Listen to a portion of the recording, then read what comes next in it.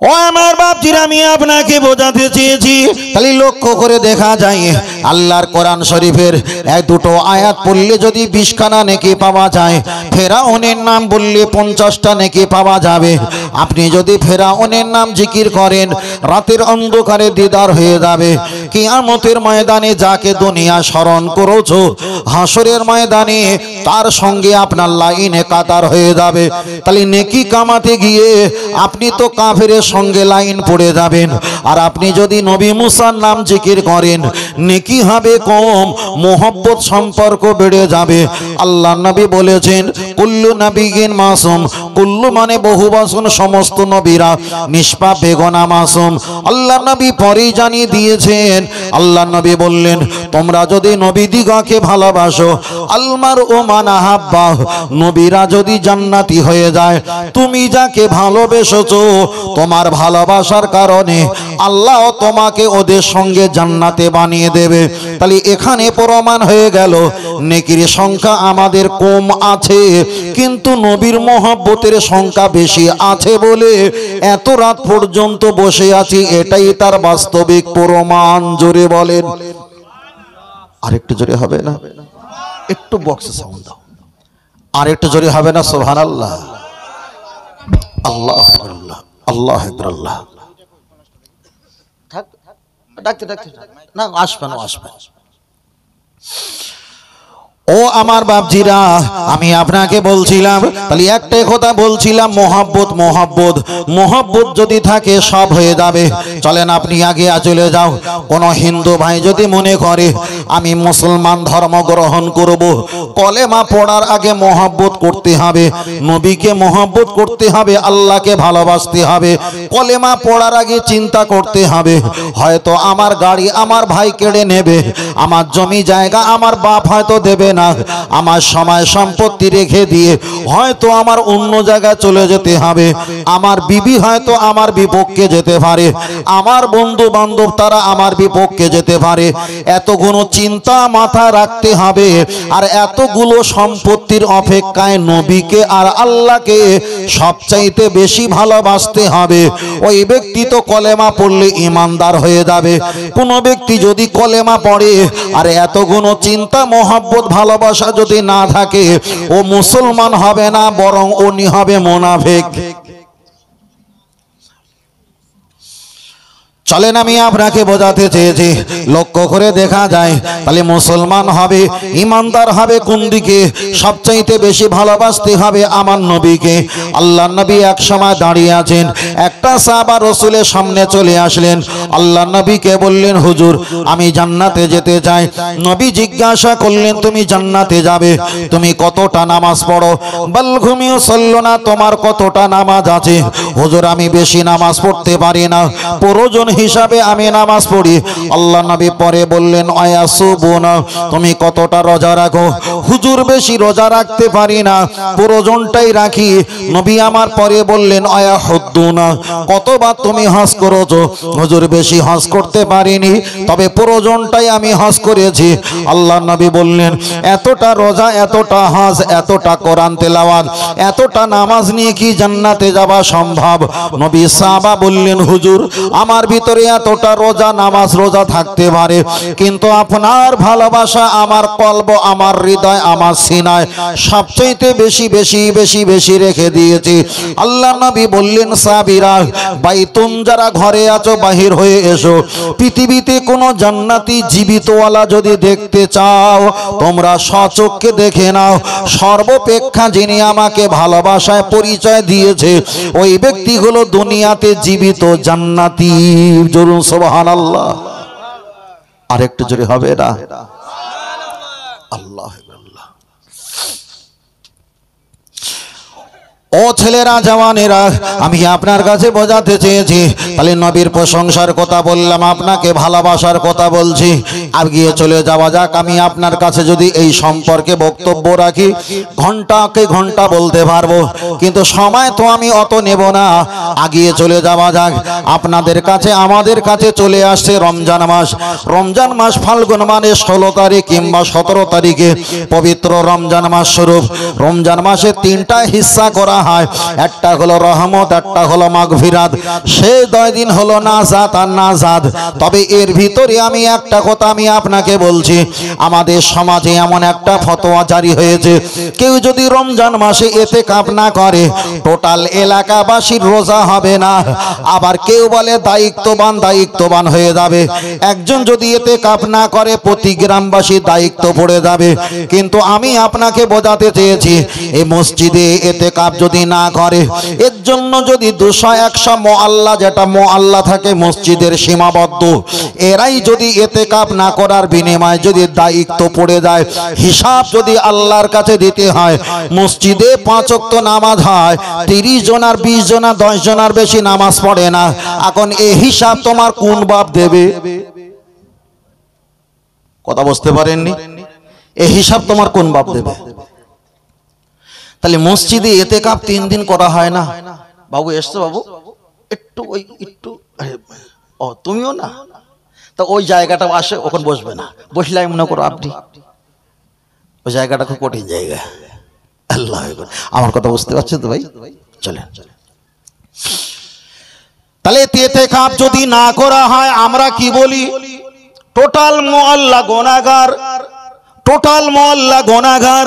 কথাটা সঠিক কি বেঠিক এটা আমার জানার প্রয়োজন নেই, কিন্তু আমার জানার প্রয়োজন হলো এটা সবচাইতে বড় ইবাদত। নবী বলেছেন আফদালুল ইবাদাত ইবাদাতিস সালাত, সবচাইতে বড় ইবাদত হলো নামাজ। আপনার টাকা নেই হজ করো না, টাকা নেই যাকাত দিও না, টাকা নেই ফিতরা দিও না, টাকা নেই কুরবানি দিও না, আপনার অর্থ নেই সম্পদ নেই, আপনি দান খয়রাত করো না। কিন্তু আপনি টাকা থাকুক আর নাই থাকুক, একটা ভ্যান চালকের প্রতি যতটা নামাজ ফরজ, একটা আলেমের ছেলের প্রতি ততটা নামাজ ফরজ, একটা পীরের ছেলের প্রতি ততটা নামাজ ফরজ। তাহলে আপনাকে তো নামাজ পড়তে হবে। ইতিকাফ ওটা সুন্নাতে মুআক্কাদা, ওটা করলো কি না করলো ওটা পরে ভাববো। নামাজ না পড়ে হাজার হাজার বছর জাহান্নামে যাবে, এটাই তো আগে ভাবা দরকার। তাহলে ইতিকাফে থাকা হলো বাতাসা পানি, আর নামাজটা কাজা না করাটা হলো দুধের পানি। আপনি বলেন বাতাসা পানি খাবেন না দুধের পানি খাবেন? তাহলে বাতাসা পানি লিয়ে এত লাফালাফি কেন? যে ইতিকাফে না থাকলে চাচা আমরা কিন্তু ধরা খেত। চাচা তুমি ভাবো ওই চাচারে কোনোদিন বলে চাচা তুমি যদি ফরজ নামাজ না পড়তে আসছো আমাদের পিঠে আর মার পড়বে না বলা হয়েছে? ভাই আমার বক্তব্য বুঝতে গেলে খুব ফোন নেবে, খুব ভালো করে বুঝতে হবে। যদু মধু শুধু মধু করতে পারিনি ভাই, যার কারণে আমরা বক্তব্য করি প্রথম রাতে, বক্তব্য করি মানুষগুলো থাকে চাঙ্গা, বক্তব্য করি কোরআন হাদিসের মানুষ প্যাকেটে করে কিছু নিতে পারে, আর না তো ভোরের বেলা উঠে এটা ওটা করে চলে যায়। ফাঁকি দিতে পারিনি বলে তো রাগ গোসা বাড়ে, ফাঁকি দিতে পারলে রাগ বাড়তো না। কেন ভ্যালিগুড়ের পানি দেবো ব্যারেল ব্যারেল, খেলে রোগীও মরবে না, রোগও মারবে না, শুধু মাল বোতল বোতল বিক্রি হবে। কিন্তু পারিনি তো, ধোকা দিতে পারিনি, সমস্যা এই জায়গায়। ও আমার জওয়ান যুবকের, আমি আপনাকে বলছিলাম মসজিদের ইতিকাফের সম্পর্কে আপনার কাছে বলছিলাম। চলেন আপনার কাছে বলছি, রমজান মাস আমাদের কাছে শুরু হয়ে যাবে। আলহামদুলিল্লাহ, আল্লাহর কাছে দোয়া চাই আল্লাহ যেন পবিত্র মাস আমাদের সুন্দর করে ইবাদত, এদিকে কোরআন তেলাওয়াত, তারাবি নামাজ, ইফতার, সেহরি আল্লাহ যেন পালন করার সুযোগ করে দেন। সকলে বলেন আল্লাহুম্মা আমিন। এবার আমি আপনার কাছে একটাই কথা বলছি, আমার বাড়ি থেকে নিয়ে এই পর্যন্ত ডাউন অধিকাংশ কিলোমিটার মেরে দেখলাম আনুমানিক 550 কিলোমিটার আপ ডাউনের রাস্তা। তাহলে আল্লাহ দেখা যায় আমরা কিতাবে পেয়েছি কোনো একটা ব্যক্তি যদি 64 কিলোমিটার রাস্তা অতিক্রম করে আর মুসাফির যদি হয়ে যায়, ওই ব্যক্তিটা এশার নামাজ 4 রাকাতের জায়গায় 2 রাকাত পড়বে, জোহরের 4 রাকাতের জায়গায় 2 রাকাত পড়বে। কেন? ওই ব্যক্তিটা হলো মুসাফির। তাহলে 24 পরগনা সুন্দরবন থেকে আমি মফিজুল ইসলাম যদি আপনাদের এলাকায় দুপুর বেলা পৌঁছাই, জোহরের নামাজ যদি 4 জায়গায় 2 রাকাত কসর আমার পড়তে হয়, ইসলাম আমাকে অনুমতি দিয়েছে। তাহলে ওই অবস্থায় যদি রোজা থাকি, ক্লান্ত হয়ে গেছি, নামাজ এত বড় ইবাদত, 4 রাকাতের জায়গায় যদি 2 রাকাত হয়, তাহলে রোজা তো অত বড় ইবাদত নয়। রোজা হালাতে যদি এত দূর রাস্তা অতিক্রম করি, তাহলে দুপুর বেলা কি একটু লবণ ছাড়া মিষ্টি ছাড়া পানি খাওয়া যাবে? চলেন আমি আপনার কাছে ক্লিয়ার করে দেই। আপনারা হয়তো এখান থেকে কলকাতা চলে গেছেন কোনো মাল কেনাকাটা করতে, দোকান ব্যবসা বাণিজ্য, আপনি চাকরি নকরিতে গেছেন। আপনি যদি অসুস্থ হয়ে যান, আপনি যদি কঠিন জায়গায় পৌঁছে যাও, আপনি হয়ে গেছেন মুসাফির। আর মুসাফির হালাতে যদি কষ্ট হয়, আল্লাহর নবী বলেছেন ইনশিতা ফাসম, তোমার যদি কষ্ট না হয় রোজাটা তুমি সুন্দর করে পরিপাটি করে পালন করো, চেষ্টা করো রোজা রাখার জন্য। নবী আমার পরে বললেন যদি তোমার সম্ভব না হয় ইনশিতা ফাতুর, রমজান তুমি যেমন মুসাফির হালাতে জোহরের নামাজ 4 জায়গায় 2 রাকাত পড়ছো, ইনশিতা ফাতুর। আর রোজা হালাতে যদি মুসাফির হও তুমি অবশ্যই রোজাটাকে ভঙ্গ করে দাও। ফাতুর, তুমি রোজাটা ডিলিট করে দিয়ে মানুষের আড়ালে গোপনে কিছু খাদ্য খেয়ে জীবনটা ধারণ করো। তাহলে এখানে প্রমাণ হয়ে গেল ইসলাম এত কঠোর নয়, কঠিন নয়। প্রয়োজনমাকি পরিস্থিতির অনুকূলে যেমন দাঁড়িয়ে প্রসাব করা যায়, পরিস্থিতির অনুকূলে নবী ইব্রাহিম আলাইহিস সালাম ওনার স্ত্রীকে পরিচয় দিয়েছিল এটা আমার বোন হয়। এটা যেমন জায়েজ, পরিস্থিতির কারণেও রোজা ভঙ্গ করাটাও জায়েজ। এবার কে বলবে হুজুর আমি মারা যাব তাহলে রোজা আমি ভাঙবো? ওটা বোকামো বাবু ভাই, দাদু ভাই, ওটা বোকামো কথা। বলা হয়েছে মুসাফির হালাতে কষ্ট হলে ইনশিতা ফাতুর, তুমি ডিলিট করে দাও। তাই পরে বলেছে ইনশিতা ফাসুম, যদি চেষ্টা করো রাখতে পারো রাখাটাই ভালো, যদি না হয় কোনো সমস্যা নেই। আমার কথা বুঝতে পারছেন বাবু? আল্লাহ আল্লাহ। চলেন আমি আপনার কাছে বোঝাতে চেয়েছি, খুব ভালো করে খেয়াল করে শুনবেন। তাহলে রমজান মাসের বিষয়টা আমি আপনার কাছে বললাম। ইফতারও দেখা যায় আমরা কখন রোজা ভাঙবো আর কখন রাখবো মুসাফির হালাতে, বিষয়টা আমি আপনার কাছে ক্লিয়ার করে বললাম সংক্ষেপ। চলেন আপনার কাছে আর একটা বার আগিয়ে যাওয়া যাক। ও বাবাজিরা, নবীর সঙ্গে আমাদের সঙ্গে তুলনা করা যাবে না। অনেকে বক্তব্য দেয় আর বারবার বলে আল্লাহ নবী যেটা করেছেন এটা আমরা করব। আজকেও বলছি খবরদার নয়, নবী যেটা করেছেন সেটা আমরা করব কি করব না এ কথা বলবেন না। নবী করুক আর নাই করুক, আল্লাহ নবী যেটা আমাদের করতে বলেছেন ওটাই আমরা করব। ও বাপজিরা, আমি আপনার কাছে একটা হাদিস পড়ি। হাদিসটা বুখারী শরীফে এসেছে। আল্লাহ নবী এক সময় তিনি ইফতার করার জন্য তিনি বসে আছেন। সাহাবীরা আল্লাহ নবীকে কিছু ইফতার দিয়েছেন। আল্লাহ নবী আমার ইফতার খেলেন না, আইদিয়াকুম হাত দিয়ে ইফতারটা একটু সরিয়ে দিলেন। নবী সারাদিন কিছু খেলেন না। আবার পরের দিন তিনি মাগরিবের আগে ইফতারের জন্য বসেছেন। সমস্ত সাহাবারা ইফতারের সম্মুখে নিলেন। আল্লাহ নবীকে একটু বেশি করে ইফতার দিয়েছেন, আল্লাহ নবী খেলেন না। এমন করে আইয়াম খামসা 5টা দিন হয়ে গেছে, আল্লাহ নবী ইফতার করলেন না। একটা সাহাবা এসে জিজ্ঞাসা করলেন, ইয়া রাসূলুল্লাহ, হাবিবাল্লাহ, কোরআন কার প্রতি নাজিল হয়েছে? আল্লাহ নবী বললেন আমার প্রতি নাজিল হয়েছে। আল্লাহ তো ওই কোরআন শরীফে বলেছেন সুম্মা আতিমুস সিয়ামা ইলাল লাইল, সন্ধ্যা যখন হয়ে যাবে তোমরা ইফতারটাকে ভঙ্গ করে দেয়, রোজাটা ভঙ্গ করে দিয়ে ইফতার খাওয়া শুরু করে দাও। তাহলে আল্লাহ যদি সন্ধ্যাবেলা রোজা ভঙ্গ করে ইফতার খাবার আদেশ যদি দিয়ে থাকে, আপনি কেন 5 দিন ইফতার রোজা ভঙ্গ করলেন না? 5 দিন কেন আপনি ইফতার করলেন না? জবাব দাও।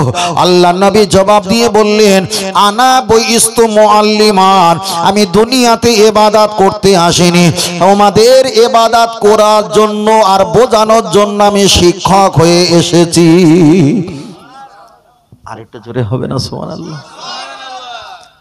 তেবু যে এত রাত্রে সুবহানাল্লাহ বার হয়েছে এটাও শুকরিয়া নাকি বাবু? সুবহানাল্লাহ যখন বলি, হাদিসটা পড়ি, রাসূল বলেছেন একবার সুবহানাল্লাহ বললে আসসামা আল আরদা, আসমান আর জমিন যতটা ফাঁকা জায়গা, কতটা ফাঁকা আপনারা বলবেন না, আমি একটু হিসাব দিয়ে বলছি, ছেলেরা বুঝতে পারবে। লাখো লাখো, million million, billion billion, trillion trillion, কোড়ল কোড়ল, অনেক হিসাব। এতটা আচ্ছের চাইতে আরো বহুগুণ ডিফারেন্স। একবার সুবহানাল্লাহ বললে এই আসমান আর জমিন এতটা ফাঁকা জায়গা আল্লাহ নেকি দিয়ে ভরপুর করিয়ে দেন। জোরে বলেন সুবহানাল্লাহ। আর একটা হাদিস মিশকাত শরীফে এসেছে, একবার সুবহানাল্লাহ বললে জান্নাতে একটা আল্লাহ গাছ রোপণ করে দেয়, ওই গাছের পাতাটা হবে স্বর্ণের। শুধু স্বর্ণের হবে না, ওই গাছের উপরে যদি সূর্য পড়ে, সূর্যের ছায়াটা যখন গাছের ছায়া তলায় পড়বে, ওই ছায়াটা ঘোড়ার উপরে সাওয়ারি পার হতে 1000 বছর সময় লাগবে, শুধু একটা গাছের ছায়া পার হতে। একবার সুবহানাল্লাহ বলার কারণে জোরে বলেন। তাহলে আরেকটা সুবহানাল্লাহ বাড়বে না কমবে? বাড়বে তো। তাহলে পিছনে যারা আছেন বাদু ভাই একটু জোরে বলেন সুবহানাল্লাহ। ভাই 12টা 11 একদম সময় খুব তাড়াতাড়ি, একদম দেরি করে না ভাই, বুঝলেন না? আমার ভাষা বুঝতে পারছেন দাদু ভাই? বুঝতে পারছেন না? আলহামদুলিল্লাহ, আল্লাহু আকবার। আল্লাহ ও আমার বাপজি, আমি আপনাকে বলছিলাম চলেন আপনার কাছে রমজান মাসের কটা মশলা ঝপ করে বলা যাক। তাহলে আপনার কাছে রমজান মাসের ইফতারের কথা বলছিলাম, আপনার কাছে আমি আর একটা বলে দেই। সুদে অনেকে আমরা ইফতার করি মসজিদে, আবার অনেকে মসজিদে ইফতার করতে চায় না, বাড়িতে ইফতার করে মসজিদে গিয়ে নামাজ আদায় করে। আবার কেউ বাড়িতে ইফতার করে না, মসজিদে সারা মাস ইফতার করে। ইফতার দেওয়ার মতো তার যোগ্যতা আছে কিন্তু দেয়। আমি না বলি না, আপনারাই বলেছেন। তাহলে মসজিদে সারা মাস ইফতার খেলো, ইফতার খেয়েছে কিন্তু ইফতার দুজনা মিলে দেবে, এ যোগ্যতা তার। আর আমি নাড়া দিচ্ছি, আপনারা না বলেন না, অসুবিধা কি আছে? আল্লাহু আকবার।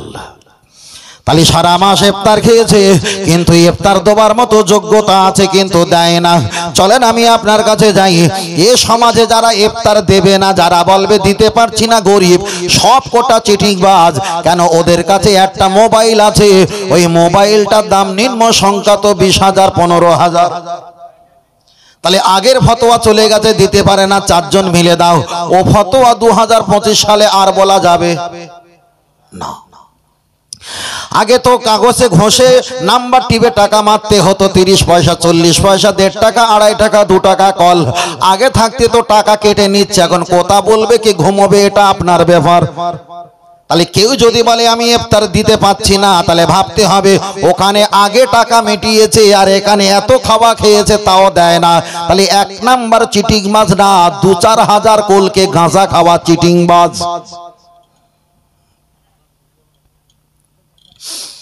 ও আমার জওয়ান যুবকেরা, আমি আপনাকে বোঝাতে চেয়েছি, আগিয়ে চলে যাওয়া যাক। ইফতার মসজিদে যারা করেন আলহামদুলিল্লাহ ভালো, যারা বাড়িতে ইফতার করে মসজিদে জামাতে নামাজ পড়েন এটাও আলহামদুলিল্লাহ ভালো। তবে বিষয়টা হলো এটা, আমি পরকালে নাজাত পাবো কিনা এটা আমার ব্যক্তিগত ব্যাপার, আমি নিজে নিজে ভাববো। দলে দলে সব কাজ করাটা ভালো হতে পারে, নাও হতে পারে। মসজিদে আপনি ইফতার করবেন, এখন সাপোজ আমাকে কেউ ইফতার দিয়েছে, এখন ইফতারটা যখন আমি খাবো, ইমাম সাহেব বললেন একটা দোয়া বলো, আল্লাহুম্মা ইয়া ওয়াসিয়াল ফাদলি ওয়া ইগফিরলি, এই দোয়াটা বলতে বলে। আল্লাহুম্মা, হে আল্লাহ, ইয়া ওয়াসিয়াল ফাদলি ওয়া ইগফিরলি, আল্লাহ এতে বরকত দাও, আপনি দয়া করো, রহমত করো, আল্লাহ আপনি ক্ষমা করো। কিন্তু শরিয়াতের মসলার কিতাবে এসেছে যারা সুদখোর হারামখোর, হারাম টাকা ইফতার দেবে, ওই হারাম টাকার জন্য কেউ যদি দোয়া চায় ওই ব্যক্তিটাই হবে কাফের। তাহলে সুদের টাকায় হারাম টাকা যদি ইফতার দেয় আর আপনি যদি বলেন আল্লাহুম্মা ইয়া ওয়াসিয়াল ফাদলি, আল্লাহ বরকত দাও, আগে ফিরিলে আল্লাহ ক্ষমা করে দাও। আমার আল্লাহ বলেছেন হারাম জিনিসে তো রহমতের দোয়া করা যাবে না, হারাম জিনিসের জন্য কখনো দোয়া করা যাবে না। তবে তাদের হেদায়েতের জন্য আল্লাহর কাছে দোয়া করতে পারো, আল্লাহ হেদায়েত দাও, হেদায়েত দাও।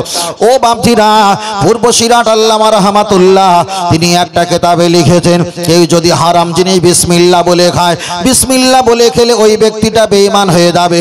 আর যদি কেউ বিসমিল্লাহ বলে না খায়, এক এক লোকমা খেলে 40 দিনের ইবাদত নষ্ট হয়ে যাবে। তাহলে বিসমিল্লাহ বললে আপনি কাফের, না বললে পিছনে 40 দিনের ইবাদত নষ্ট। এবার আপনি চিন্তা করেন, যদি লবণ ভাত হয় হালাল খাওয়া ভালো, তবে বিরিয়ানি খেয়ে হারাম খেয়ে জাহান্নামে যাওয়া ভালো। চলেন আমি আপনাকে বোঝাতে চেয়েছি ইফতারে কথা বলছি, শুধু এই বিষয়টা সামনে এসেছে বলে তাই একটু বলতে বাধ্য হয়েছি। চলেন আগিয়ে যাওয়া যাক। ইফতারে কথা আমি রেখে দিলাম, এবার আমি আপনাকে বলছি শুধু খাবেন না, শুধু খাওয়াটা বড় কঠিন গুনাহগার। তার কারণ আল্লাহর নবী বলেছেন যারা শুধু খায় অমুকিলাহু, যারা মানুষকে জোর করে শুধু খাওয়ায়, অকাতিবাহু, যারা লেখে এত টাকা লিখে এত টাকা পাবে, এত টাকা ফিস করলে এত টাকা পাবে। আল্লাহ নবী পরে বললেন অশাহিদাহি, যিনি সাক্ষ্য দেয় যে টাকা আমিও পেয়েছি তুমিও পাবে, এ টাকা মার যাবে না। আইসা রোঘা আইয়ান কিহা রজুল উম্মাহু, যদি 69 রকম যদি পাপ থাকে তার চাইতে ছোট পাপ হলো যারা শুধু খায়, শুধু খাবার জন্য মানুষকে যারা বোঝায়, শুধু সুদের ব্যাপারে যারা লেখালেখি করে, সুদের ব্যাপারে যারা গাওয়াহি সাক্ষ্য দেয়। আল্লাহ নবী বলেছেন একটা কাঁটার ভিতরে স্বামী স্ত্রী যেমন কার্যকলাপ করা হয়, ওরা যেন আপন মায়ের সঙ্গে তেমনই কার্যকলাপ করলো। ও বাপজিরা, হালাল খেয়ে পাকা রাস্তায় পাগলের মতো ঘুরে 30টা বছর ত্যাগ করে জান্নাত পাওয়া ভালো, তবে হারাম খেয়ে এসি ঘরে থেকে সারাটা জিন্দেগি জাহান্নামে থাকা ভালো। কথা বুঝতে পারেননি ভাই? হ্যাঁ, যদি আল্লাহ বলতো যে তোমাদের বয়স দিয়েছি 10,000 বছর, তাহলে দেখা যেত। মাত্র তো বয়স 60-70, এর বেশি তো এগোচ্ছে না। এখন যুবকেরা তো বেশি মারা যাচ্ছে, কিন্তু মুরব্বীরা বেশি মরে না। যুবকেরা মরবে না কেন? এরা সকালবেলা উঠে হরিকতি আমলকি বয়ডা অর্জুন কালমেঘ রজনী ভিমাল তুলসী শেখর শান্তি মোসাবি দিলবার রাকেশ খৈনি কাটা খৈনি জোড়া খৈনি ওই মানে খোলা খৈনি প্যাকেট খৈনি কত রকম মাল খাচ্ছে। খেয়ে সারাদিন ভালো কিছু খেলো না, ভ্যান চালালো, গাড়ি চালালো, ছোটাহাঁটা করলো, কোদাল কোপালো, বাড়িতে এসে এক মুঠো খেয়ে শুয়ে পড়লো, আর মোবাইলে শর্ট ভিডিও শুধু গল গল করে বার করছে।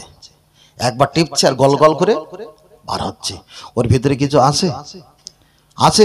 যদি তো আজরাইল যদি একটুখানি চোখ একটুখানি নাড়া দেয়, ও এমনি তো মরে যাবে, আসার দরকার নেই। তার কারণ ওর যা চেসিসের কন্ডিশন, ওর যা চেহারার কন্ডিশন, কি সাংঘাতিক জিনিস পাই যে ফেসবুক। আমি হারামে ফতোয়া বল দিতে পারবো না, তবে কি ক্ষতি করছে একটু ভালো করে হিসাব দেখবেন। কি ক্ষতি করছে, মারাত্মক ক্ষতি করছে, মারাত্মক ক্ষতি করছে। আল্লাহু আকবার, আল্লাহ আল্লাহ। ও আমার বাপজিরা, আমি আপনাকে বলছিলাম রমজান মাসের কথা বলছিলাম। আমি আপনার কাছে আর বেশি লম্বা যাব না, তবে আপনার কাছে আমি সংক্ষেপ করে কিছু কথা বলছি। রমজান মাসের কিছু মশলার কথা বললাম, তবে আপনার কাছে আর একটা বার আগিয়ে যাওয়া যাক। অনেকে রমজান মাসে গুড়াকু ব্যবহার করে, অনেকে দেখা যায় ছাই কিংবা মাজন ব্যবহার করে। রমজান মাসে রোজা রেখে অনেকে কলকেট ব্যবহার করে, অনেকে মেসওয়াক ব্যবহার করে। আমি বলবো মা, আপনি এগুলো ত্যাগ করুন, এগুলো পরিত্যাগ করুন, এগুলো ব্যবহার করবে না। রোজাটা যদিও না ভাঙে, রোজাটা অনেকটা হালকা হয়ে যাবে, হালকা হয়ে যাবে। এগুলো আপনি ব্যবহার করবেন না। তবে আপনার কাছে আমি আর একটা কথা বলতে চেয়েছি, কোন ব্যক্তি যদি রমজান মাসে রোজা রাখে আর তারাবি যদি না পড়ে, অনেক আলেমদের মতে রোজা হয়ে যাবে, রোজা হয়ে যাবে। তবে তারাবি না পড়ার জন্য আল্লাহর দরবারে কৈফিয়ত দিতে হবে। কেন? তারাবি নামাজ হলো সুন্নাতে মুআক্কাদা। সুন্নাতে, এটা গায়ের মুআক্কাদা নয়, এটা সুন্নাতে মুআক্কাদা। আমার যুবকেরা ভালো করে খেয়াল করে রাখেন। তাহলে আপনার কাছে আমি অনেকটা ভিতরে এসে তারাবি পর্যন্ত আগিয়ে চলে যাওয়া যাক। লক্ষ্য করে দেখা যায় আবার তারাবি নামাজের সময় আমাদের এলাকায় কিছু তৈরি হয়ে গেছে। একটা হাফেজ সাহেব তারাবি নামাজ পড়াবে, আর পিছনে 20-22 জন 30 জন মহিলারা মায়েরা তারা নামাজ পড়বে। আমাদের এলাকায়, আপনাদের এলাকায় না হলে বহু জায়গায় হচ্ছে মহিলারা নামাজ পড়ছে একটা পুরুষ হাফেজ সাহেবের পিছনে। ওদেরকে যদি জিজ্ঞাসা করা হয়, ভাই মহিলারা এই নামাজ পড়ছে একটা পুরুষের ভিতরে জামাতের সঙ্গে তারাবি নামাজ, তোমরা বলো কোন হাদিসে আছে? ওরা বুখারী দেখাবে। দেখো, আল্লাহর নবী তো মহিলাদের জামাতে নামাজ পড়িয়েছে। আল্লাহর নবী সাহাবা হযরতে আবু বকর সিদ্দিক রাদিয়াল্লাহু তাআলা আন, তিনি তো মহিলাদের জামাতে নামাজ পড়িয়েছে। আলী, এখানে আমরা যদি পড়ি তাহলে অসুবিধা কি? চলেন আমি সংক্ষেপ করে আপনার কাছে বলি। আল্লাহ নবী মহিলাদের জামাতে নামাজ পড়িয়েছে। আল্লাহ নবী সাহাবা হযরতে আবু বকর সিদ্দিক রাদিয়াল্লাহু তাআলা আন তিনিও মহিলাদের জামাতে নামাজ পড়িয়েছেন। হযরতে ওমর ফারুক রাদিয়াল্লাহু তাআলা আন তিনিও মহিলাদের জামাতে নামাজ পড়িয়েছেন, কিন্তু তারপরে আর মহিলাদের জামাতে নামাজ পড়ালেন না।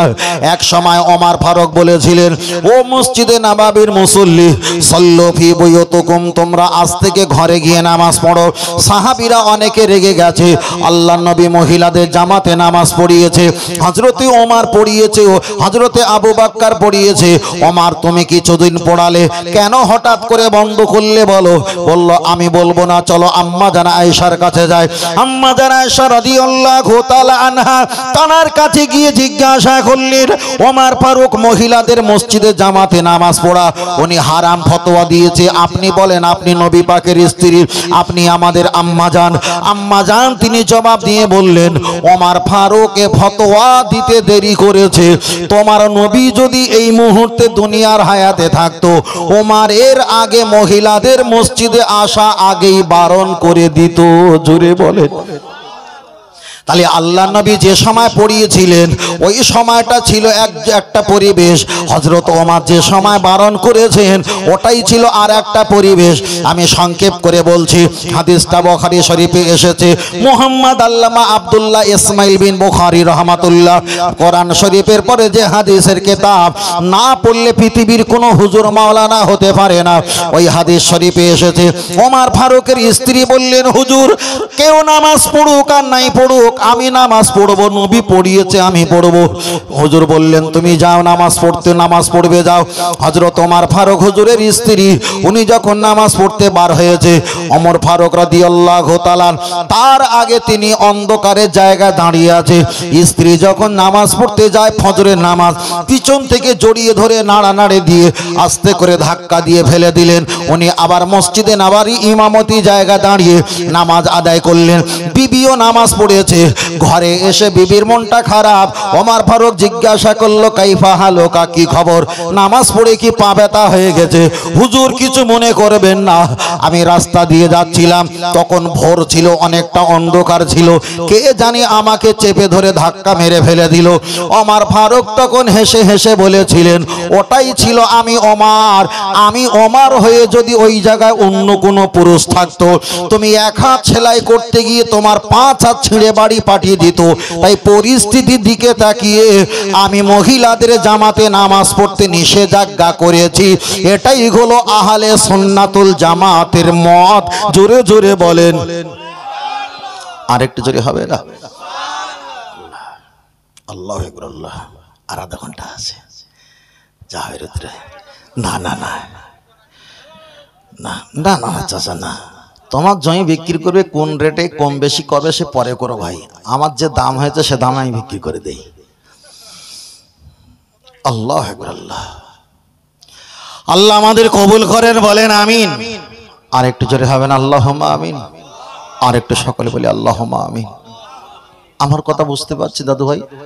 দাদু ভাই বুঝতে পারছেন তো? আলহামদুলিল্লাহ আলহামদুলিল্লাহ। মায়েরা তো আছে না? আহা আছে, আলহামদুলিল্লাহ। আমি এমন কথা ভাষা উচ্চারণ করব না, কেন বাপের পাশে ছেলে থাকে, দাদুর পাশে নাতি থাকে, মায়ের পাশে মেয়ে থাকে, খালার পাশেও বোনজি থাকে, বোনপো থাকে, এমন কিছু বলা যাবে না। কেন এটা এমন একটা জায়গা আমরা সকলে এক জায়গায় বসে থাকি। কথা বলতে গেলে ভাষা লজিক্যাল কিছু লফজ বার করতে গেলে খুব চিন্তা ফেকের ভাবনা করে বার করতে হয়। আলহামদুলিল্লাহ। চলে না গিয়ে যাই। আল্লাহ নবী দ্বিতীয় খলিফা হযরত ওমর ফারুক রাদিয়াল্লাহু তাআলা আনহু তিনি মসজিদে নববীতে নামাজ পড়তে মহিলাদের বারণ করেছেন। এবার যারা মহিলাদের পিছনে রেখে যে পুরুষটা নামাজ পড়ছে, নামাজ পড়াচ্ছে, আর মহিলারা 30-40 জন পিছনে নামাজ পড়ছে, এবার বলেন ওমর ফারুক হুজুর তিনি নামাজ পড়ানো বন্ধ করেছে। ওই ওমর ফারুক হুজুর ধর্মের ব্যাপারে বেশি বোঝে না এই 2500 টাকার ফুরন হুজুর বেশি বোঝে? আর একটু ভিতরে গেলে সুবিধা হবে নাকি? আর একটু ভিতরে যাই, চলেন। আমি আপনাকে বোঝাতে চেয়েছি আল্লাহ নবী এক সময় তিনি বলেছিলেন, ও আমার সাহাবীরা জেনে রেখে দাও, আমার অনেক ব্যক্তিরা তারা মদ্য অবস্থায় নেশা করা অবস্থায় নামাজ আদায় করে, নামাজ পড়তে পড়তে তারা সূরাগুলো গুলিয়ে ফেলে। আল্লাহ নবীর কাছে বললেন, ওমর ফারুক, হুজুর আপনি যদি একটাবার আল্লাহর কাছে বলতেন মদ খাওয়া হারাম, একেবারে আপনি বলে দাও, এই কথাটা আল্লাহ নবীর কাছে বলতে যাবে মনে মনে মনে মনে ভাবছে, আমার আল্লাহ ওমরের পক্ষ হয়ে কোরআনের আয়াত নাজিল করে বলে দিয়েছে, লা তাকরাবুস সালাত, খবরদার খবরদার, ও আনতুম সুখারা, খবরদার নেশা তো করা তো দূরের কথা, নেশার ভাম যদি থাকে নামাজের ধারে বাড়ে যেন না যায়। আল্লাহ নবী আল্লাহকে বলার আগে ওমরের মনের খবর জানতে পেরে আমার আল্লাহ আগে নিষেধ করে দিয়েছে। তাহলে এখানে প্রমাণ হয়ে গেল নবী ওমরকে শুধু একা ভালোবাসে না, আমার আল্লাহ ও ওমর ফারুককে ভালো। চলেন আরেকটু বলি। লক্ষ্য করে দেখা যায় ওমর ফারুক রাদিয়াল্লাহু তাআলা আনহু তানার কথা বলছিলাম। ও বাবাজিরা, আল্লাহ নবী এক সময় নবীকে মারতে এসেছিল কিছু কাফের বেঈমান। আমি পরে যাব। ওমর ফারুক হুজুর মহিলাদের মসজিদে নামাজ পড়তে বারণ করে ঠিক করেছে না ভুল করেছে আপনারাই জবাব দেবেন। আল্লাহ নবীকে মারতে এসেছিল 69 থেকে 70 জন কাফের বেঈমান। আল্লাহ নবী সাহাবারা তাদেরকে পাকড়াও ফেলেছেন। জেলখানা শুরু হয়েছে পৃথিবীতে ওমর ফারুক হুজুরের জামানা থেকে। ওমর ফারুক হুজুর জেলখানা করেছে। আর নবীকে যারা 69-70 জন যারা মারতে এসেছিল প্রত্যেককে ওই ঘরের ভিতরে ঢুকিয়ে বন্দি করে দিয়েছে। অনেক দিন কিছুদিন চলে গেল। নবী তো রহমতের নবী, দয়ার নবী, মায়ার নবী, ঘুম আসে না, টেনশন, আহা এরা কি খাবে কি দাবে। তাই এক সময় আবু বকরের কাছে গিয়ে বললেন, আবু বকর, আমায় যারা মারতে এসেছিল এদেরকে আমি ছেড়ে দেবো না এদেরকে মেরে দেবো? আবু বকর তো নরম গোছের মানুষ, উনি বললেন, হুজুর আপনি যদি এদেরকে মেরে দাও আমাদের কলেমা পণ্যওয়ালা ব্যক্তি কমে যাবে, প্রজন্মিত বাচ্চা আর হয়তো পাবো না। হুজুর আপনি এদেরকে রাতের অন্ধকারে কিছু মুক্তিপণ টাকা নিয়ে এদেরকে ছেড়ে দাও। আল্লাহ নবী ওমরের কাছে চলে আসলেন। ওমর, তোমার কাছে আমি একটা সাজেশন নিতে চাই, সেটা আমি নিতে পারি নাও নিতে পারি, মানতে পারি নাও মানতে পারি, কিন্তু তোমার বুদ্ধিমত্তার কিছু পরিচয় আমি নিতে চাই। ওমর ফারুক বললেন, হুজুর এদের ছেড়ে দিলে হবে না। আপনার জামাই যদি ধরা পড়ে আপনি নিজে হাতে কতল করেন, আমার ছেলে যদি ধরা পড়ে আমি নিজে হাতে কতল করব। টোটাল পৃথিবী প্রমাণ হয়ে যাবে মুহাম্মদ সাল্লাল্লাহু আলাইহি ওয়াসাল্লামের গায়ে হাত দিলে নিজের শ্বশুরও ছাড়বে না, নিজের বাপও ছাড়বে না। তাহলে পৃথিবীতে আর আমাদের ক্ষতি করার মতো কেউ আগে আর কদম তুলবে না। জোরে বলেন সুবহানাল্লাহ। এবার বলেন, আল্লাহ নবী তো দুটো বক্তব্য শুনেছেন। যেহেতু দয়ার নবী হলো রহমতের নবী, নবী এবার কোনটা চয়েস করতে পারে? আবু বকর হুজুর একটা চয়েস করবে, কেন? তো রহমতের নবী। তো হাদিস শরীফে এসেছে আবু বকর হুজুরে কথা চয়েস করে আল্লাহ নবী মুক্তিপণ নিয়ে ওদেরকে রাতারাতি গোপনে গোপনে ছেড়ে দিয়েছে, যা পালা। ওমরের সামনে যেন পড়িস না, পালা। সকলে পালিয়ে চলে গেল। ঠিক দুপুর জোহরের নামাজ পড়ে আল্লাহ নবী আর আবু বকর হুজুর গলা জড়িয়ে ধরে হাও হাও করে কান্না। বক্তব্যটা আমার ছিল কি, আল্লাহ নবী দ্বিতীয় খলিফা ওমর মহিলাদের জামাতে নামাজ পড়া নিষেধ করে ঠিক করেছে না ভুল করেছে? যাব ওই জায়গায়। আবু বকর হুজুর দয়ার নবী দুইজনা গলা জড়িয়ে ধরে কাঁদেন। চড়বে তা পড়বে হযরত ওমর ফারুকের হুজুরের সামনে পড়েছেন। আল্লাহ নবীকে জিজ্ঞাসা করলেন, কাইফা হালুকা, ও নবী আপনি কেন কাঁদেন? আমি বেঁচে থাকা অবস্থায় আমার কাছে খুলে বলেন। আল্লাহ নবী বললেন, ওমর তুমি একটা মত দিয়েছিলেন। ওমর দেখ, আবু বকর একটা মত পেশ করেছিল, তোমার মতটা আমি প্রাধান্য না দিয়ে আমি আবু বকরের মতটা প্রাধান্য দিয়েছিলাম। আমি যখন ওদেরকে মুক্তিপণ নিয়ে ছেড়ে দিয়েছি, আল্লাহ এখনই আমাকে হুমকি দিয়ে বলেছে, মুহাম্মদ সাল্লাল্লাহু আলাইহি ওয়াসাল্লাম তুমি আবু বকরের নিয়মটা মেনে মুক্তিপণ নিয়ে যখন ছেড়ে দিয়েছো, ওমরের কথা তুমি নিলে না। তোমার সাহাবা, তোমার সঙ্গের সাথী 69-70 জন যদি ওহদের ময়দানে আমি একা পেয়েছি, আমি আল্লাহ ওদের হাতে শহীদ করাবো। আমরা ওয়াজ-নসিহত শুনেছি ওহদের ময়দানে 69-70 জন সাহাবা প্রাণ হারিয়ে হারিয়েছে, জাহান হারিয়েছে, শহীদ হয়েছে, সারাটা জীবন শুনেছি। কিন্তু শহীদ হওয়ার পিছনে আল্লাহর নবী যদি ওমরের কথা নিতেন, আল্লাহ মারতেন না। ওমরকে বর্জন করার কারণে আল্লাহ প্রতিশোধটা নেওয়ার জন্য 69 জন সাহাবাকে ওখানে শহীদ করেছে। তাহলে যে আল্লাহ আমার রসুলের মোহাব্বত করে, আমার রসুলের পরে ওমরের সিদ্ধান্ত আমার আল্লাহ মেনে নেয়, ওই ওমর মহিলাদের জামাতে নামাজ পড়া মানসুব রহিত বন্ধ করে দেওয়ার কারণে ঠিক করেছে না ভুল করেছে? আর একটা বলে ক্লিয়ার করে দেই, বললে এখন প্রায় 23 খানা হাদিস পড়তে হবে। কতখানা? 23 খানা। কি নিয়ে আসছো বাবু? মাশাআল্লাহ, আল্লাহু আকবার। আল্লাহ ও আমার জওয়ান যুবকেরা, গিয়ে চলে যাওয়া যায়, লক্ষ্য করে দেখা যায়। তাহলে ওমর ফারুকের কথা বললাম, আর একটা কথা বলি, আল্লাহর নবী মসজিদে নববীতে বসে আছেন, আর এক সময় নবী আমার বললেন, মা আসফালা কাবাইনি মিনাল ইজারি ফিন্নার, যারা গাঁটনো নিচে পাঞ্জাবি পায়জামা ইজের লুঙ্গি ঝুলে পড়ে, সালাসাতুল্লাহ ইউকাল্লিমুহুমুল্লাহ, আমার আল্লাহ 3 শ্রেণীর সঙ্গে কথাবার্তা বলবে না। আল্লাহ ইয়ানজুরু ইলাইহিম, আল্লাহ তাদের দিকে ভালো নজরে তাকাবে না। আল্লাহ ইউজাক্কিহিম, আমার আল্লাহ তাদের গুনাহকে মাফ করবে না। ওয়ালা হুম আযাবুন আলীম, আমার আল্লাহ তাদেরকে ছুঁড়ে জাহান্নামে ফেলে দেবে। একটাই কারণ, যারা গাঁটনো নিচে পাঞ্জাবি পায়জামা ইজের কাপড় ঝুলিয়ে।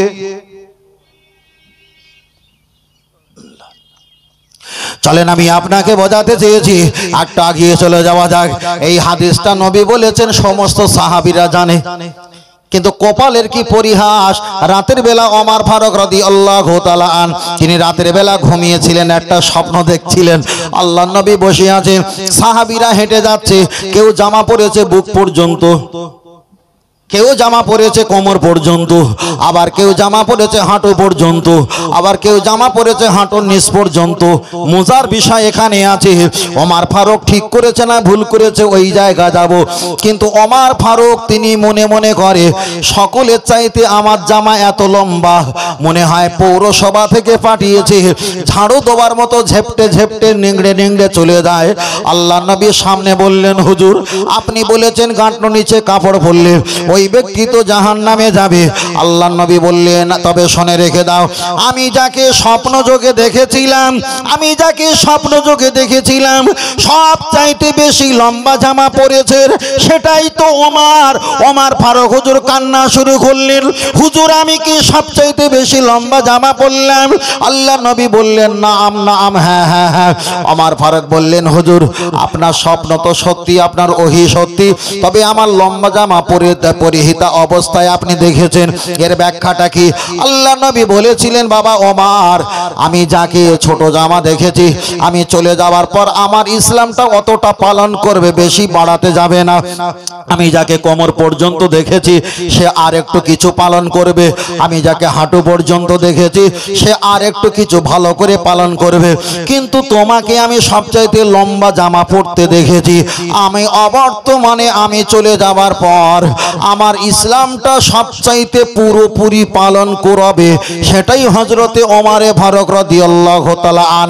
নবী আমার ব্যাখ্যা করে বলেছেন, আমি যার লম্বা জামা পরতে দেখেছি তার ততটা জ্ঞান, যার বুক পর্যন্ত তার অতটা জ্ঞান, যার হাঁটু পর্যন্ত তার অত